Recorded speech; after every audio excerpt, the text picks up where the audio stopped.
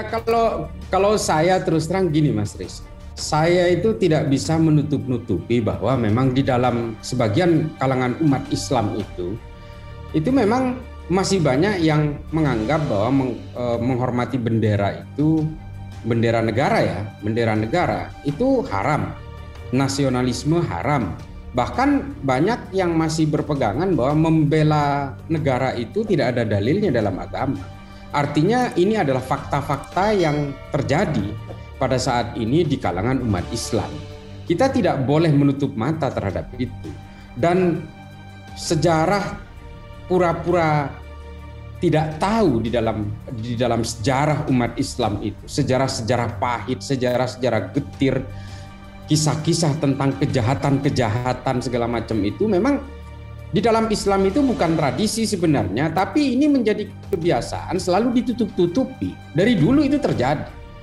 Pembunuhan-pembunuhan, kejahatan-kejahatan masa khilafah, masa Khulafaur Rasyidin, kejahatan-kejahatan berikutnya yang sangat brutal, tidak bermoral, itu kan selama ini terlalu sering ditutup-tutupi seolah gini, sejarah-sejarah pahit itu harus tidak boleh diberitahukan kepada orang lain, entah pertimbangannya apa, tapi seolah-olah itu tabu gitu.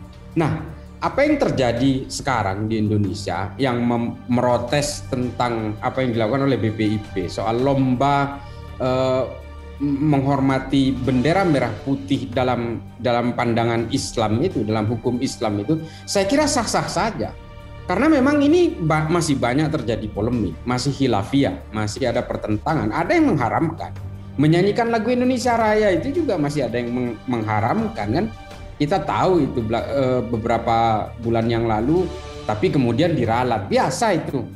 Artinya adalah masih banyak di kalangan tokoh Islam dan juga sebagian umat Islam yang menganggap bahwa hal-hal seperti ini, hal-hal khilafiyah, hal-hal polemik, perdebatan tentang satu hukum fikih itu seolah-olah tabu untuk diungkap. Saya kira ini BPIP memang berbicara tentang fakta, tentang faktual, tentang apa yang sebenarnya terjadi di kalangan masyarakat kita. Ini saya justru sangat menghargai BPIP ini sebenarnya.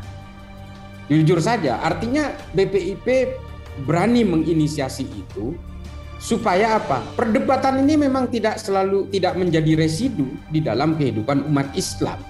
Diperjelas gitu. Karena memang pro dan kontra, ada yang mengharamkan, ada yang memperbolehkan, ada dengan pertimbangan ini, pertimbangan itu. Dari perspektif fikih ini kan memang tidak selalu baku.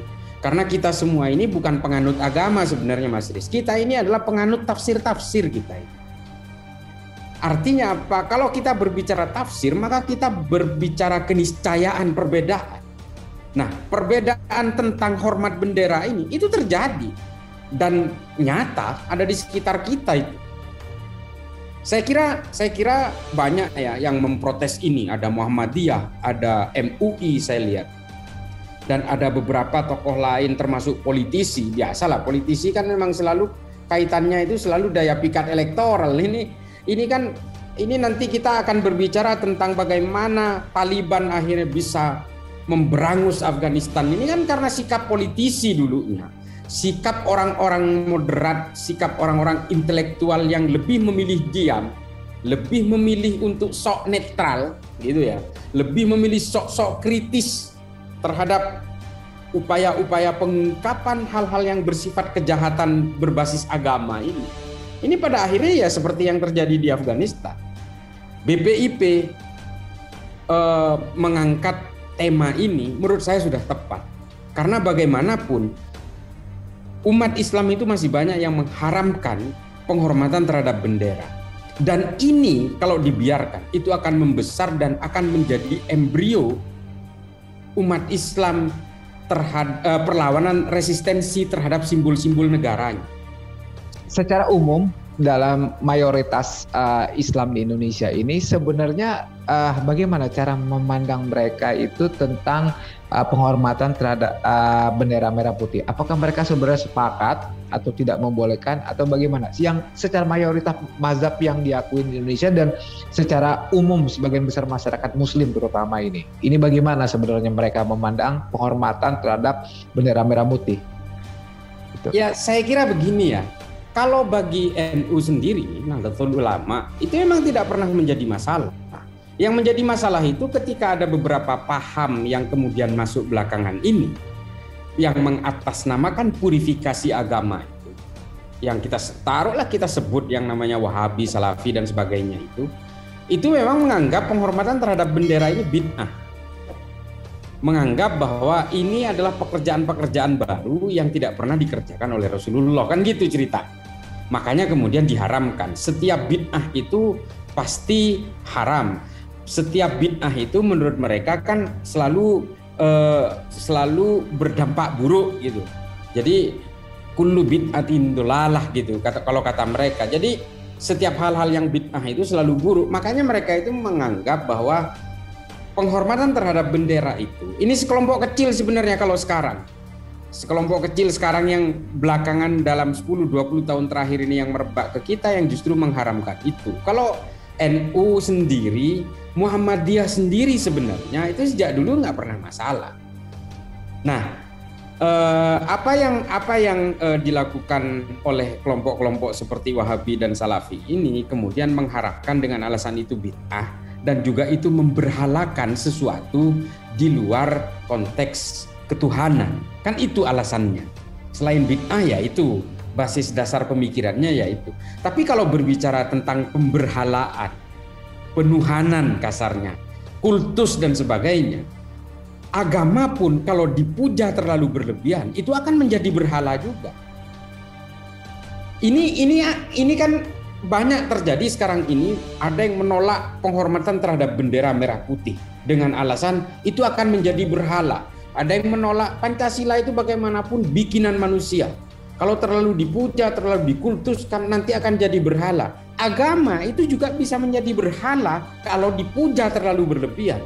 Kita kan bukan menyembah agama, kita ini menyembah Tuhan. Nah, belakangan ini orang atas nama agama, seolah-olah agama itu adalah sesuatu yang ultimate banget.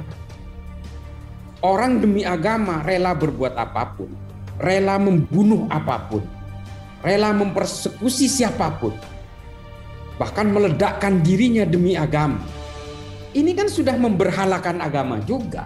Ini juga salah. Mengkultuskan agama itu juga sebenarnya memberhalakan agama. Ini sama dengan musyrik kalau buat saya ya. Karena bagaimanapun the ultimate, the almighty itu tetap Tuhan dalam hal ini.